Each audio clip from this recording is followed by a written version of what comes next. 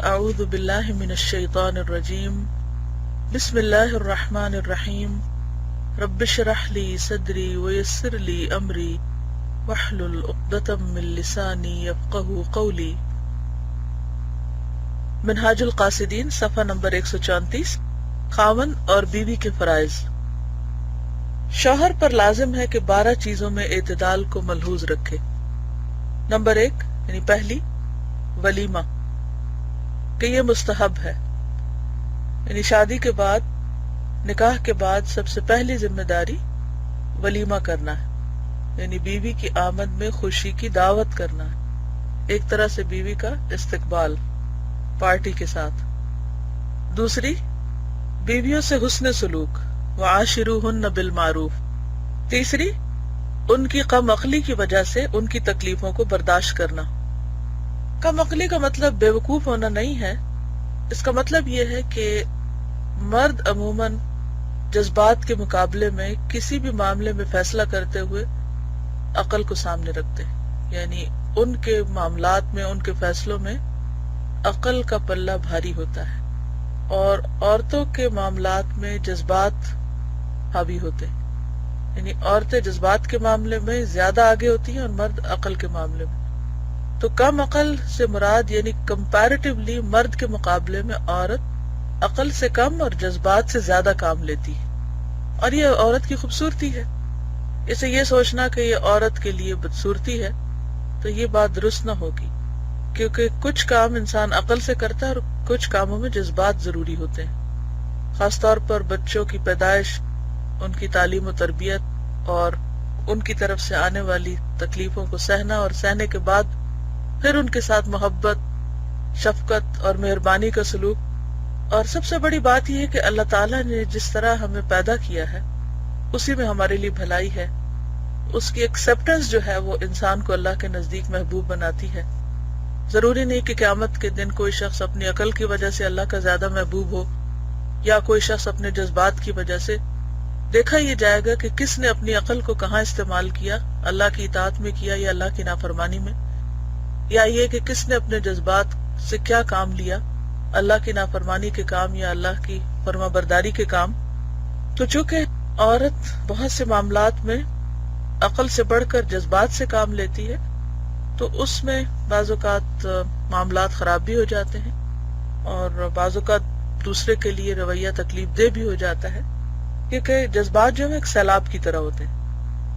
تو آپ دیکھیں کہ جو سیلاب ہوتا ہے اس کے فائدے بھی بہت سے ہوتے ہیں، لیکن بعض اوقات وہ تکلیف دہ بھی ہوتا ہے۔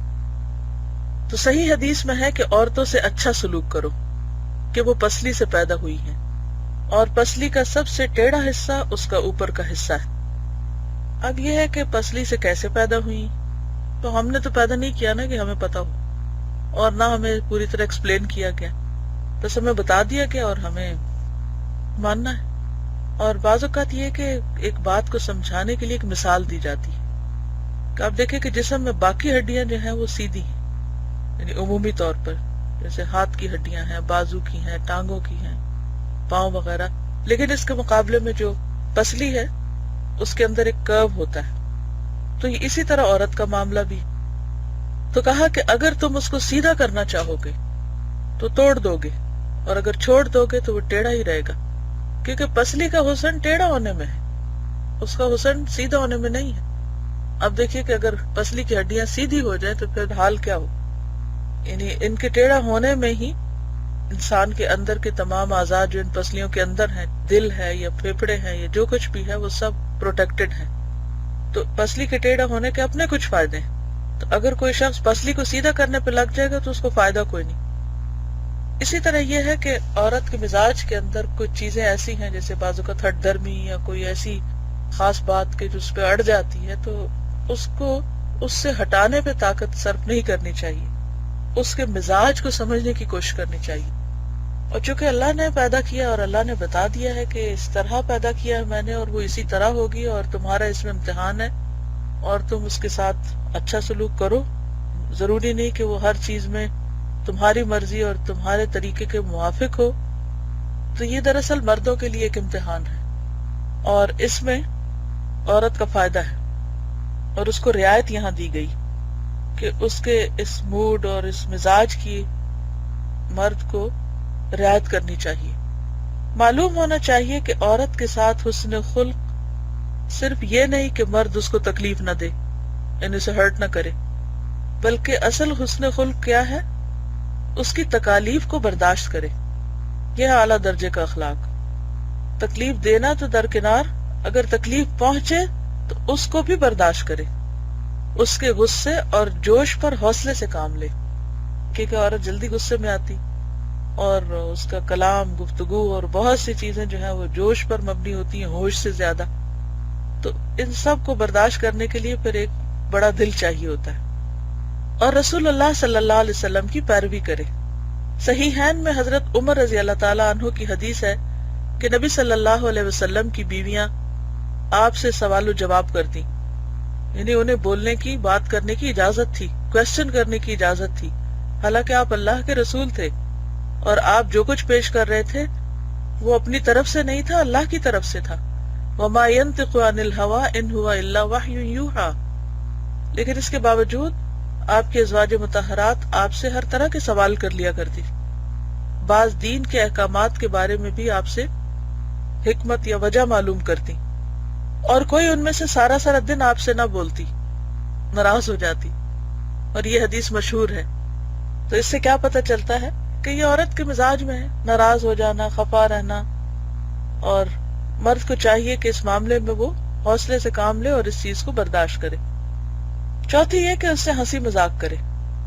نبی صلی اللہ علیہ وسلم اپنی بیویوں سے ہنسی مذاق کرتے تھے.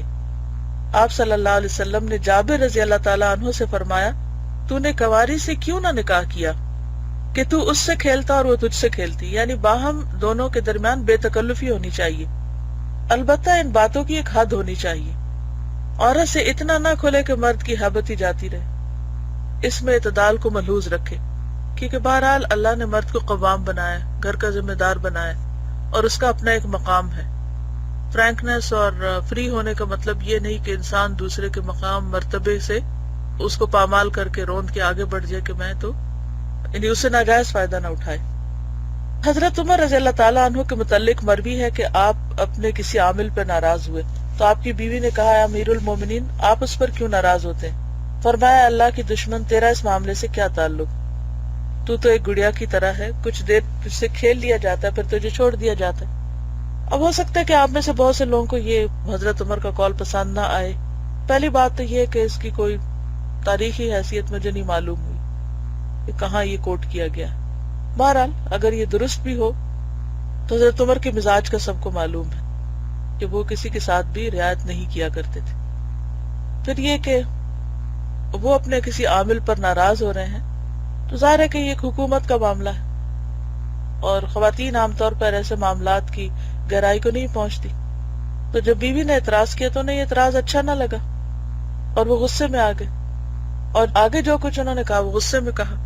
اب اگر غصے میں ایک شخص کا کوئی کلام نقل کیا جاتا ہے تو ضروری نہیں کہ وہ کلام حجت ہو اور اس کو انسان بنیاد بنا لے اپنے باقی اعمال کی. یہ کوئی نبی صلی اللہ علیہ وسلم کی حدیث نہیں ہے. اور ویسے بھی آپ کو معلوم ہے کہ عربوں کے ہاں دور جاہلیت میں عورت کے ساتھ کس قسم کا سلوک کیا جاتا تھا، اس کی کیا ویلیو تھی.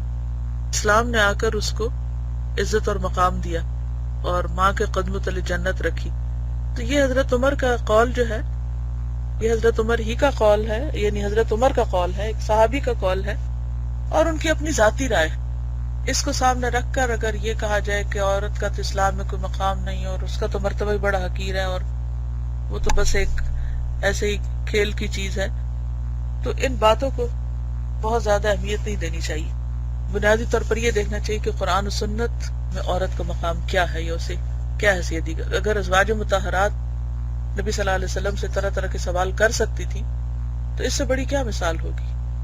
اور ان کو اپنے جذبات کے اظہار کی آزادی تھی، اپنے ذہنی صلاحیتوں کو استعمال کرنے کی اجازت تھی، تو پھر اس سے بڑی مثال اور کیا ہوگی، اس سے بہتر اسوہ حسنہ کیا ہوگا. قرآن میں یہ تو نہیں کہا گیا کہ فلاں آپ کے لیے اسوہ حسنہ، یہ کہا گیا کہ اللہ کے رسول صلی اللہ علیہ وسلم آپ کے لیے اسوہ حسنہ ہے. پانچویں یہ کہ غیرت میں اعتدال رکھے، اور وہ یہ ہے کہ ان ابتدائی چیزوں سے بھی بے خبر نہ رہے جن کا انجام تباہی ہو، اور حد سے بڑھ کر بدزنی بھی نہ کرے، یعنی عورت کے معاملے میں بہت زیادہ پوزیسو بھی نہ ہو کہ کسی سے بات ہی نہ کرنے دے، حتیٰ کہ ماں باپ سے بھی بات کرنا بند کرا دے۔ بعض مردوں کو دیکھا گیا ہے کہ وہ بیوی کے معاملے میں اتنے پوزیسو ہوتے ہیں کہ وہ اس کو اس کے بہن بھائیوں سے بھی، رشتہ داروں سے بھی کاٹ کے رکھ دیتے، حتیٰ کہ ماں باپ تک سے بات نہیں کرنے دیتے۔ حالانکہ اگر غور کیا جائے تو یہ وہی لڑکی ہے کہ جس کو انہی ماں باپ نے پالا، اور وہ انہی بہن بھائیوں کے ساتھ ایک گھر میں پل کے جوان ہوئی، تو اگر اس کو بگڑنا تھا تو وہ پہلے ہی بگڑ کر آتی۔ اب ضروری تو نہیں کہ شادی کے بعد ہی وہ بگڑ جائے گی یا بگاڑ دی جائے گی، کہ سب سے کاٹ کر بس صرف ایک خاص قید خانے کی سی زندگی اسے بسر کرنے پہ مجبور کیا جائے۔ تو ہر چیز اب اعتدال میں ہی خوبصورت لگتی، یعنی نہ تو عورت کو مرد اتنی کھلی چھٹی دے دے کہ دوسرے لوگ اس پہ حاوی ہو جائیں، اس کے حسن کی وجہ سے یا اس کے انداز کی وجہ سے اس کو کسی طرح کا کوئی نقصان پہنچانے کی کوشش کرے، یعنی شوہر کی ذمہ داریوں میں سے ایک ذمہ داری کو اپنی بیوی کو پروٹیکٹ کرے، اور ہر طرح کی ہارمفل نظروں سے، نگاہوں سے اور ممکنہ خطرات سے محفوظ رکھے، لیکن اس معاملے میں بدگمانی نہ کرے، بدزنی نہ کرے، اور پھر بدزن ہونے میں عورت ہی کو بلیم نہ کرے۔ یعنی بعض مرد بیوی کو پردہ بھی نہیں کرنے دیتے، اور اگر کسی مخلوط مجلس میں اس کو لے جاتے ہیں تو ان کا سارا غصہ، یہ ساری نظریں بیوی پر ہی ہوتی، خود چاہے جس سے مرضی باتیں کریں ہنس ہنس کر، لیکن اگر بیوی کسی سے بات کر لے تو وہ ان کو بڑا ناگوار ہوتا ہے۔ حالانکہ بات یہ ہے کہ وہ خود اللہ کے دین کی، اللہ کی حدود کو توڑ رہے ہوتے ہیں اور اللہ کی حدوں کی نافرمانی کر رہے ہوتے ہیں۔ نبی صلی اللہ علیہ وسلم نے سفر سے رات کو اپنے گھر آنے سے منع فرمایا، یعنی اچانک چھاپا نہ مارا جائے کہ پتہ نہیں کیا کر رہی ہوگی تو چل کے دیکھتے ہیں، یا چھپ چھپ کے دیکھے، یا اس کی چیزوں کو کھول کھول کر دیکھے، یا تجسس کرے، یا کسی اور سے پوچھے۔ بعض گھروں میں فساد اس وجہ سے ہوتا ہے کہ شوہر اور بیوی کے بیچ میں جب دوسرے لوگ آتے ہیں اور شوہر بیوی سے کچھ پوچھنے کے بجائے دوسرے لوگوں سے پوچھتا ہے، اچھا آج گھر میں کون آیا تھا، اچھا یہ کہاں گئی تھی، اچھا یہ فون پہ کس سے باتیں کر رہی تھی، یا یہ کہ اس کے فون ریکارڈ کرنا شروع کر دے، یا اس کے خط پڑھنے شروع کر دے، یا اس کی کوئی ڈائریز کھول کے پڑھے، تو ہو سکتا ہے کہ اس میں کوئی ایسی بات ہو کہ جس کا کانٹیکس کسی کو پتہ ہی نہ ہو، تو اس سے بہت سے فسادات ہو سکتے ہیں۔ ان معاملات میں بھی اعتدال ضروری ہے۔ چھٹی یہ کہ اخراجات میں اعتدال رکھے، نہ تو حد سے بڑھ کر کرے اور نہ بخل سے کام لے، نہ تو یہ کرے کہ پوری تنخواہ دے دے اور پھر اس کے بعد جب بیوی اپنی مرضی سے سب کچھ خرچ کر چکے تو پھر اس پر ناراض ہونا شروع کر دے، اور نہ یہ کہ کچھ بھی نہ دے اور سارے پیسے ماں کو دے دے کہ ماں کا حق زیادہ ہے۔ بعض مرد حضرات ایسے بھی کرتے، تو یہ دونوں رویے درست نہیں، ہر ایک کا اپنا ایک مقام ہے، اور یہ مرد کا حق نہیں کہ وہ خود تو اچھا کھانا کھائے اور بیوی کو ویسا نہ دے، یعنی خود تو آئے دن دوستوں کے ساتھ ریسٹورانٹس پہ چلا جائے، باہر کھانا کھا لے، اور بیوی کے لیے بنیادی ضروریات کا بھی خیال نہ رکھے، بریڈ بٹر کا بھی خیال نہ رکھے۔ اس سے دل میں بغض پیدا ہوتا ہے، یعنی عورت کے دل میں نفرت پیدا ہوتی ہے، کیونکہ شوہر کا فرض ہے کہ وہ بیوی کو نان نفقہ دے، جیسا خود کھائے ویسا اس کو کھلائے، یہ اس کا حق ہے۔ لیکن بعض مرد حضرات اس کی پرواہ نہیں کرتے اور انہیں اس بات کی فکر بھی نہیں ہوتی، اس سے بھی باہمی تعلقات خراب ہوتے ہیں۔ ساتویں یہ کہ شادی کرنے والا حیض اور اس کے احکام سیکھے۔ عام طور پر ہمارے ہاں لڑکوں کو اس طرح کی کوئی بات نہیں بتائی جاتی، بہنوں نے اگر نماز نہ پڑھنی ہو تب بھی ان کو جھوٹ بول بول کر مطمئن کیا جاتا ہے، اور اسکولوں میں چاہے جو مرضی وہ سیکھ لیں، سائنس کی بکس میں جو کچھ چاہیں ریپروڈکٹیو سسٹم میں پڑھ لیں، لیکن جب دین کی بات آتی ہے تو وہاں ان کو حیا مانے ہو جاتی ہے، اور وہ بھی ناجائز قسم کی حیا، اور ان کو کوئی صحیح مسئلہ نہیں بتاتا، حتیٰ کہ بعض اوقات انہیں یہ نہیں پتا ہوتا کہ اس حالت میں بیوی کے ساتھ کس طرح کا تعلق رکھ سکتے ہیں۔ حالانکہ احادیث کی کتابوں میں ہر چیز کھول کر بیان کی گئی ہے کہ نبی صلی اللہ علیہ وسلم کا طریقہ کار کیا تھا۔ تو یہ ہے کہ جس مرد کی شادی ہو اسے پتا ہو کہ عورت پر کیسی کیسی کیفیات گزرتی ہے۔ حیض اور اس کے احکام سے مراد یہ ہے کہ حیض سے پہلے یعنی پیریڈ سے پہلے عورت کی کیفیت کیا ہوتی ہے، اس کے دوران کیا ہوتی ہے، اس کے موڈز میں کیسے چینجز آتے ہیں، اور پھر یہ کہ اس کے ساتھ کس حد تک تعلق رکھنا ہے۔ یہ نہیں کہ اس کو اچھوت سمجھ کر ایک طرف پھینک دیا جائے یا اسے قابل نفرت سمجھا جائے، یا یہ کہ پھر ایک دوسری ایکسٹریم پر انسان چلا جائے۔ اور اس میں یہ کہ جو قرآن پاک میں خاص طور پر ممانعت کی گئی ہے کہ حیض کے دنوں میں شوہر بیوی کے ساتھ جسمانی تعلق قائم نہ کرے، تو وہ اس کی بھی پرواہ نہ کرے۔ تو اس معاملے میں بھی اعتدال ضروری ہے، اسے دین کا صحیح عقیدہ سکھائے. یہ شوہر کی ذمہ داری ہے. قو انفسکم واہلیکم نارا. بنیادی طور پر یہ مرد کی ذمہ داری ہے کہ بیوی کو دین سکھائے. اور اگر عورت کے دل میں بدعت ہے تو حسن تدبیر سے اس کو زائل کرے، یعنی سختی نہ کرے اس معاملے میں، بلکہ بہترین طریقے میں اچھی موعظہ حسنہ کے ساتھ اس کو سمجھائے اور اسے نماز اور حیض کے ضروری مسائل سے آگاہ کرے. بعض اوقات ایسا ہوتا ہے کہ مرد حضرات خود تو بہت کچھ جانتے ہوتے ہیں لیکن بیویوں کے معاملے میں وہ فکر نہیں کرتے. تو ایسے میں اگر کوئی شوہر نہ سکھائے تو پھر بیوی کو خود سیکھنے کی بھی فکر کرنی چاہیے اگر اسے شعور ہو جائے. اسے بتائے کہ اگر مغرب سے پہلے بقدر 1 رکعت حیض کا خون بند ہو جائے تو اسے ظہر اور عصر کی نمازیں ادا کرنی پڑیں گی. یہ جو بات ہے اس کی کوئی مجھے دلیل سمجھ نہیں آتی. اگر مغرب سے پہلے خون بند ہو جائے، صرف اتنی دیر پہلے بند ہو جائے جتنی دیر میں 1 رکعت نماز پڑھی جاتی ہے، عصر کی نماز تو پڑھی جائے گی، لیکن ظہر کی نماز یہاں انہوں نے شاید غلطی سے لکھ دیا. اور اگر صبح سے پہلے بقدر 1 رکعت خون بند ہو جائے تو اسے مغرب اور عشاء کی نمازیں پڑھنی ہوگی. اس میں بھی یہ ہے کہ جو وقت داخل ہو وہ نماز پڑھنی ہوتی ہے. مثلا ظہر کا وقت ہو گیا اور آپ سوچیں اچھا میں ابھی نماز پڑھتی ہوں، اور اتنے میں آپ کو پتہ چلتا کہ اوہ آپ کی تو نماز گئی، آپ کو تو نماز نہیں پڑھنی اب. تو جب آپ پاک ہوں گے تو اس دن کی ظہر کی نماز قضا کریں گے. بہت سے لوگ کہتے اوہ چھٹی ہو گئی، حالانکہ نماز کا وقت داخل ہو چکا تھا. یا یہ کہ آپ نماز کے وقت کے اندر پاک ہو رہے ہیں تو اس صورت میں اس وقت کی نماز پڑھیں گے. یہ نہیں کہ اچھا ابھی تو پاک ہو گئے پھر اگلی نماز پڑھیں گے، یہ نہیں کر سکتے. لیکن یہ دو نمازوں کی جو بات ہے نا یہ کوئی درست معلوم نہیں ہوتی. عورتیں ان باتوں کی پرواہ نہیں کرتی. تو حالانکہ یہ خالصتاً عورتوں کے مسائل ہیں، لیکن یہ بھی مرد کی ذمہ داری میں آتے ہیں کہ وہ عورت کی نمازوں کی بھی فکر کرے. اتنی فکر مردوں کو معلوم ہونی چاہیے اور وہ پوچھیں بھی کہ کیا ہو رہا ہے. اس کا ایک فائدہ یہ بھی ہے نا کہ پھر مرد کو عورت کے معاملات سے باخبر رہنا پڑے گا، وہ اس سے لاپرواہ اور بے پرواہ نہیں ہو سکتا. 8ویں یہ کہ اگر اس کی بیویاں 1 سے زیادہ ہوں تو ان میں عدل و انصاف کرے. رات گزارنے اور خرچ دینے میں برابری ہے، نہ کہ محبت کرنے میں، کیونکہ یہ اس کے اختیار میں نہیں ہے. پھر اگر سفر پر جائے اور چاہے کہ کسی بیوی کو ساتھ لے جائے تو ان میں قرہ ڈالے، نہیں ٹاس کرے، جس کے نام پر نکلے اس کو ساتھ لے جائے، کیونکہ نبی صلی اللہ علیہ وسلم کا طریقہ یہی تھا. 9ویں مخالفت ہے. اگر عورت مرد کے خلاف اٹھ کھڑی ہو، ان نشوز جس کو کہتے ہیں، قرآن میں آپ سب اس کو پڑھ چکے ہوں گے، یعنی اس کا خاص حق نہ دے یا سرکشی کرے، تو مرد کا حق ہے کہ اس کو ادب سکھائے. یعنی جائز بات میں بھی مرد کی بات سنے ہی نہ، مانے ہی نہ، اس کا حق نہ دے، تو پھر شوہر ہی کو اللہ نے ذمہ دیا ہے کہ وہ بیوی کو سمجھائے، اسے طاقت سے اطاعت پر آمادہ کرے. لیکن اس تادیب میں یعنی ادب سکھانے میں درجہ بندی کو ملحوظ رکھے، سٹیپ بائی سٹیپ.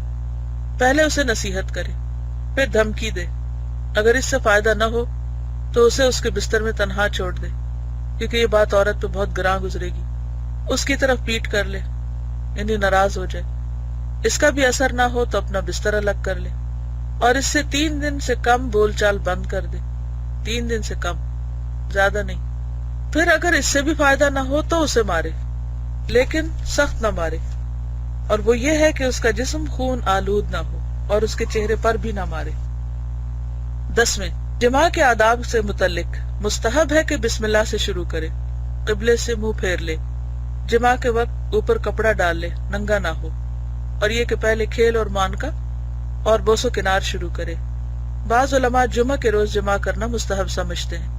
پھر جب مرد فارغ ہو جائے تو اسی حالت میں کچھ دیر ٹھہرا رہے تاکہ عورت بھی فارغ ہو جائے، کیونکہ عموماً عورت کا انزال مرد کی نسبت دیر سے ہوتا ہے. حیض کی حالت میں اور پخانہ کی جگہ میں مجامت کرنا جائز نہیں. اگر دوبارہ مجامت کرنا چاہے تو اپنی شرمگاہ کو دھو کر وضو کر لے.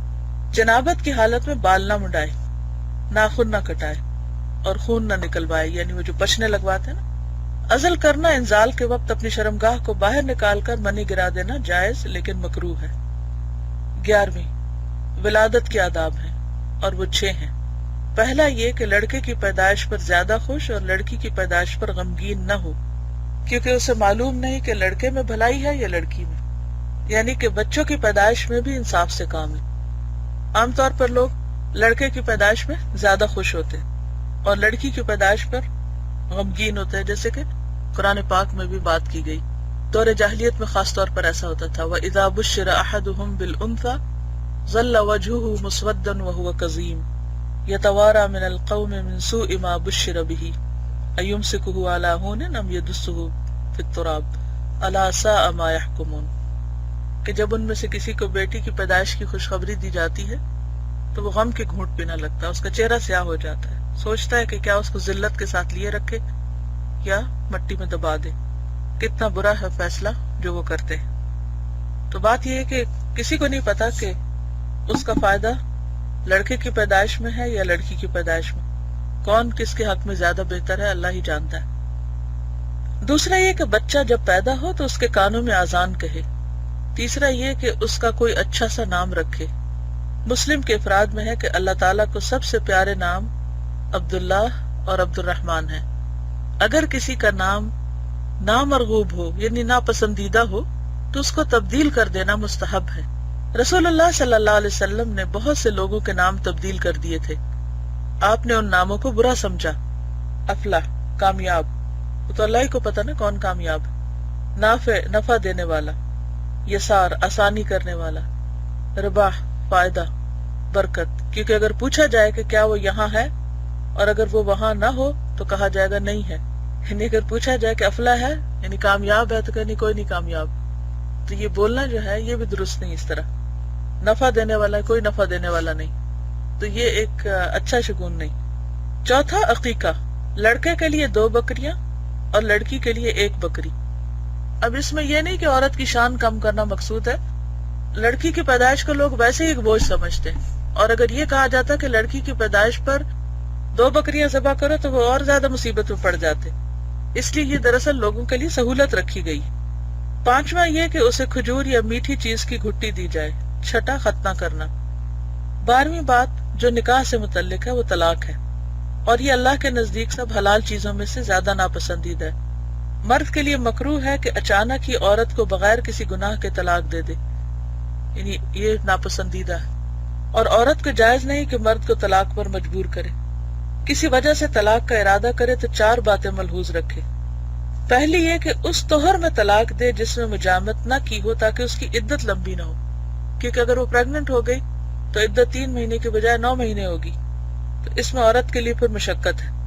دوسری یہ کہ 1 طلاق پر کفایت کرے، اگر بعد میں نادم ہو تو اسے رجوع کا فائدہ پہنچے گا. تیسرے یہ کہ طلاق کے معاملے میں عورت پر نرمی کرے اور اس کو کچھ سامان یا روپیہ دے دے جس سے اس کا کچھ غم غلط ہو جائے. حضرت حسن بن علی رضی اللہ عنہ کے متعلق مروی ہے کہ آپ نے ایک عورت کو طلاق دی تو اس کو 10,000 درہم دیے. عورت نے کہا یہ جدا ہونے والے محبوب کی طرف سے تھوڑا سا سامان ہے، یعنی کہ پیسے تو اس تعلق کو کمپنسیٹ نہیں کر سکتے، یعنی انسانوں کے مقابلے میں مال تو کچھ نہیں، لیکن اگر کسی وجہ سے انسانوں کا نباہ نہ ہو تو اللہ تعالیٰ نے ایک راستہ رکھا ہے. اس صورت میں بھی مرد پر ذمہ داری ہے کہ وہ عورت کے ساتھ احسان کرے. ایک تو یہ کہ اس سے وہ مہر نہیں واپس لے سکتا، تحفے وغیرہ جو ہیں وہ نہیں واپس لے سکتا جو اس نے دیے ہوں، بلکہ کیا ہے کہ مزید کچھ تحفہ دے. چوتھی یہ کہ اس کے راز کو ظاہر نہ کرے. کون؟ یعنی مرد، یعنی بیوی کے راز کو ظاہر نہ کرے. کوئی اس میں عیب ہے یا کوئی غلطی ہے یا خامی ہے تو اس کا اشتہار نہ دے.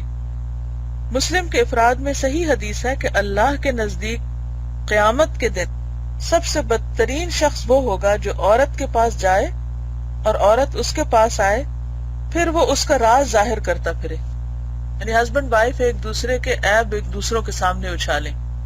بعض نیک لوگوں نے بیان کیا ہے کہ ایک آدمی نے بیوی کو طلاق دینے کا ارادہ کیا. اس سے پوچھا گیا تم اسے طلاق کس وجہ سے دے رہے ہو؟ تو کہا کہ عقل مند کسی کا پردہ فاش نہیں کیا کرتے.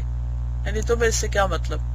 بیوی کے اندر کیا خامیاں ہیں، کیا خرابیاں ہیں جن کی وجہ سے میں اسے نہیں رکھنا چاہتا، تمہیں اس سے کوئی مطلب نہیں، کیونکہ میں اس کے عیب نہیں ظاہر کرنا چاہتا. پھر جب طلاق دے دی تو پوچھا گیا تم نے طلاق کیوں دی ہے؟ تو کہا میرا کسی کی بیوی کے متعلق بات کرنے کا کیا حق ہے؟ یعنی اب وہ میری بیوی نہیں رہی، اگر وہ کہیں اور شادی کرتی ہے تو کسی اور کی بیوی ہوگی، تو میں اس کی برائی کیوں بیان کروں؟ یہ سب وہ باتیں ہیں جو مرد پر لازم ہیں. آداب معاشرت کی دوسری قسم وہ ہے جو عورت پر شوہر کے لیے لازم ہے. اب تک آپ دیکھیں کہ 3 صفحے مسلسل مردوں کی ذمہ داریوں کو بتائے گئے. اب کچھ ذمہ داریاں عورت کی بھی ہیں اور وہ تھوڑی ہیں، پھر بھی عورتیں خوش نہیں. آداب معاشرت کی دوسری قسم وہ ہے جو عورت پر شوہر کے لیے لازم ہے۔ حضرت ابو امامہ نے کہا، میں نے رسول اللہ صلی اللہ علیہ وسلم سے سنا، آپ نے فرمایا، اگر اللہ کے سوا کسی کو سجدہ کرنا جائز ہوتا تو میں عورت کو حکم دیتا کہ اپنے مرد کو سجدہ کرے، کیونکہ اس کا حق بہت بڑا ہے۔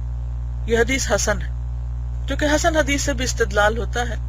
تو بات یہ ہے کہ اس سے پتہ یہ چلتا ہے کہ گھر میں جو سب سے اہم مقام ہے، یا گھر کی جو آرگنائزیشن ہے، اس کا ہیڈ جو ہے وہ مرد ہے، اور بیوی کے لیے اور باقی گھر والوں کے لیے اس کی اطاعت اور اس کی فرما برداری جو ہے وہ لازم ہے، الا یہ کہ وہ کسی غلط کام یا حرام کام کے لیے کہے تو وہ پھر جائز نہیں۔ تو یہ جو سجدے کی مثال دی گئی، یہ اس لیے کہ بیوی کے لیے لازم ہے کہ شوہر کے سامنے ہمبل ہو، یعنی اس کی عزت کرنے والی ہو، اور اس کا اثر جو ہے وہ پھر بچوں پر بھی ہوگا، کیونکہ اگر بیوی شوہر کی عزت نہیں کرے گی تو بچے بھی نہیں کریں گے، اور پھر بیوی کی مثال سے یا ماں کی مثال سے بچوں کی تربیت جو ہے وہ غلط ہوگی، اور ایک ایسی جنریشن وجود میں آئے گی کہ جس کے اندر ادب، اخلاق، تمیز نام کی کوئی چیز نہیں ہوگی، کیونکہ ماں ایک رول ماڈل بھی ہوتی ہے بچوں کے لیے۔ زیادہ تر بچوں کا وقت ماں کے ساتھ ہی گزرتا ہے۔ اس ذیل میں اور بھی بہت سی حدیثیں ہیں جو شوہر کے حقوق کی تاکید کرتی ہیں۔ شوہر کے حق بہت زیادہ ہیں، لیکن ان میں سے اہم یہ دو ہیں۔ پہلا، پردہ پوشی اور پاک دامنی۔ دوسرا، قناعت۔ سلف کی عورتیں اسی طرح کی تھیں، سلف یعنی پہلے زمانے کی نیک عورتیں، صحابیات، تابعیات وغیرہ۔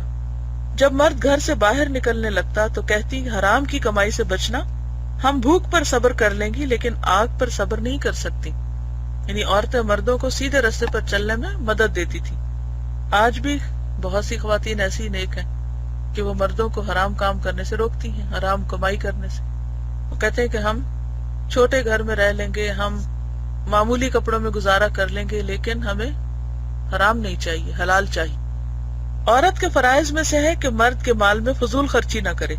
اگر مرد کی رضامندی سے کسی کو کچھ دے تو اس کو بھی مرد کے برابر اجر ملے گا، یعنی بیوی کو مرد کے مال میں سے صدقے کا اجر ملے گا اگر شوہر کی رضامندی ہے، لیکن اس کی رضا کے بغیر دے گی تو مرد کو اجر ملے گا اور عورت کو گناہ ملے گا۔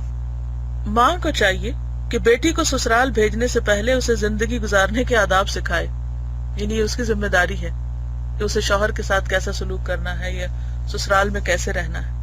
عورت کو چاہیے کہ اپنے گھر میں مقیم رہے، یعنی پسندیدہ جگہ عورت کے لیے اس کا گھر ہے۔ چرخہ کاتے، اب یہ اس زمانے میں ایک سکل تھا، ہنر تھا۔ آج کے زمانے کے مطابق کوئی بھی ہنر ہو سکتا ہے جس سے عورت کی ایک اچھی، مفید اور قابل قدر اس کی مشغولیت ہو، جس سے اس کو خود بھی فائدہ پہنچے اور دوسروں کو بھی فائدہ پہنچے، یعنی بیکار وقت ضائع نہ کرے۔ ہمسایوں سے کم بولے، یعنی بہت زیادہ باتیں نہ کرے، اور آج کل ہمسایوں سے تو ویسے ملاقات کم ہوتی ہے، لیکن ایک ہمسایہ ہر وقت گھر کے اندر، یہ ٹیلی فون، تو اس کا بھی جو استعمال ہے وہ حدود کے اندر ہو، کیونکہ جتنی باتیں زیادہ ہوتی ہیں پھر اتنی گناہ بھی زبان کے زیادہ ہونے لگتے ہیں۔ شوہر کی غیر حاضری میں آزادانہ زندگی نہ گزارے، اگر کسی جاب کے سلسلے میں یا کام یا جہاد یا کسی بھی وجہ سے اگر شوہر گھر پہ نہیں تو بے فکر نہ ہو جائے کہ جب شوہر ہو تو رویہ کچھ اور ہو، اور شوہر نہ ہو تو بالکل ہی کچھ اور ہو، یعنی شوہر نہ بھی گھر پر ہو تو بھی ان کاموں سے پرہیز کرے کہ جو شوہر کو پسند نہیں، اور تمام حالات میں مرد کی خوشی کو ملحوظ رکھے۔ اپنے نفس اور مرد کے مال میں مرد کی خیانت نہ کرے۔ نفس سے مراد دل، دماغ اور جسم، اور مال میں پراپرٹی، گھر اور باقی جو روپیہ پیسہ وہ سب چیزیں آتی۔ خیانت سے مراد ایسے کاموں میں استعمال کرنا کہ جو شوہر اگر گھر پر ہے تو کچھ لوگوں کے آنے پہ پابندی ہو، اور جب شوہر گھر سے جائے تو ہر ایک کے لیے دروازے کھل جائیں، یہ نہیں ہونا چاہیے۔ مرد کی اجازت کے بغیر کسی کو گھر میں آنے کی اجازت نہ دے۔ اس کی پوری توجہ اپنی حالت کی درستی اور گھر کی اصلاح کی طرف ہو، یعنی اگر عورت چاہتی ہے کہ گھر بسے تو اپنا بھی خیال رکھے، یعنی جسمانی حالت کا، صفائی ستھرائی کا، اور گھر بھی صاف ستھرا رکھے۔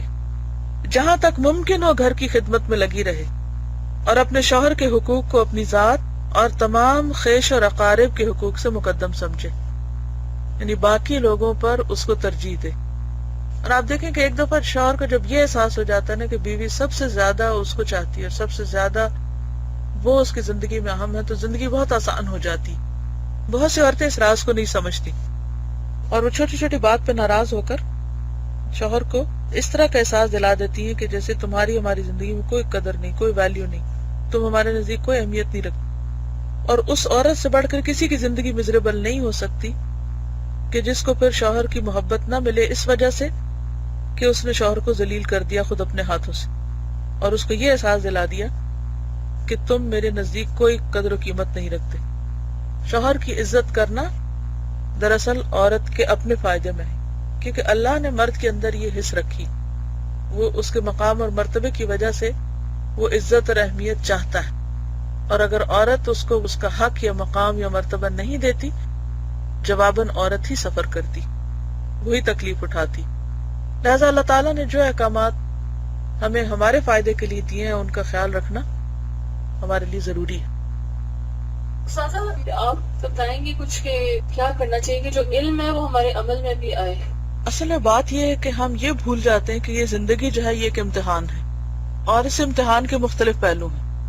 شادی سے ہمارا کیا تصور وابستہ ہوتا ہے عام طور پر ایک پاکستانی لڑکی کا، کہ ایک تخیلاتی دنیا میں ہوتی ہے کہ شادی ہوگی، اپنا گھر ہوگا اور بس صرف خوشیاں خوشیاں ہوں گی اور اچھے کپڑے ہوں گے اور آزادی ہوگی، اور ایک فینٹیسی ورلڈ میں چلی جاتی. پھر جب وہ اس زندگی میں داخل ہوتی ہے اور وہ سب کچھ حقیقت اس کے برعکس ہوتی ہے تو پھر وہ اس سے کوپ نہیں کر پاتی، اور پھر وہ فرسٹریشن بڑھتی چلی جاتی ہے کیونکہ ایکسپیکٹیشنز مختلف طرح کی ہوتی ہیں، لہٰذا وہ جب پوری نہیں ہوتی تو پھر مایوسی ہوتی ہے. اور بعض اوقات بہت سے گھر اسی وجہ سے ٹوٹ بھی جاتے ہیں کہ وہ جو ایک غلط قسم کی ایکسپیکٹیشنز تھی وہ ان کا حقیقی زندگی سے کوئی تعلق نہیں تھا. بات یہ ہے کہ دونوں کو ایک دوسرے کے لیے آزمائش بھی بنایا گیا ہے، اور جہاں بھی حقوق اور فرائض کا معاملہ ہوتا ہے وہاں ساتھ ہی امتحان بھی شروع ہو جاتا ہے، اور پھر دیکھا یہ جاتا ہے کہ کون کرتا کیا ہے. تو جب اللہ نے سکون کو جنت میں رکھ دیا ہے تو لوگ اسے دنیا میں تلاش کرتے ہیں، کہاں سے پائیں گے؟ ہم آئیڈیلزم کی تلاش میں رہتے ہیں تو وہ تو یہاں ہو نہیں سکتا.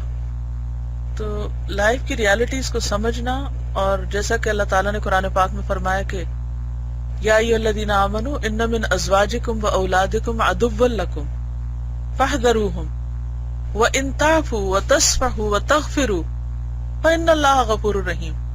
یہ وہ تعلق ہے جس میں دن میں 10 دفعہ ایک دوسرے سے ہرٹ ہو سکتے ہیں، لیکن کیا کرو، ان تعفوا وتصفحوا وتغفروا، معاف کر دو، درگزر کر دو، جانے دو، اگنور کر دو، تو تبھی یہ گاڑی چل سکتی. اور اس پر کوئی تیار نہیں ہوتا. چھوٹی چھوٹی بات کو لوگ پھر اپنے دلوں میں پالے رکھتے ہیں، اور جتنا زیادہ اس کو نشو نما دیتے ہیں اتنا زیادہ اپنا ہی ہرٹ بڑھتا ہے. تو اس لیے بہتر ہے کہ اللہ کی خاطر انسان صبر کرے، اللہ نے جو ذمہ داریاں عائد کی ہیں ان کو نبھائے، اور اللہ سے اجر کی توقع رکھے، اور اپنے حصے کے کام کرتا چلا جائے. اور باقی اللہ تعالیٰ قدردان ہے، بندے تو خود محتاج ہیں، وہ تو خود ہم سے چاہتے ہیں قدر، ہماری کہاں سے کریں گے. تو اگر زندگی کی حقیقت اور مقصد سمجھ آ جائے تو بہت سی چیزیں آسان ہو جائیں. سبحانک اللہم و بحمدک نشہد ان لا الہ الا انت نستغفرک و نتوب الیک. السلام علیکم و رحمۃ اللہ وبرکاتہ.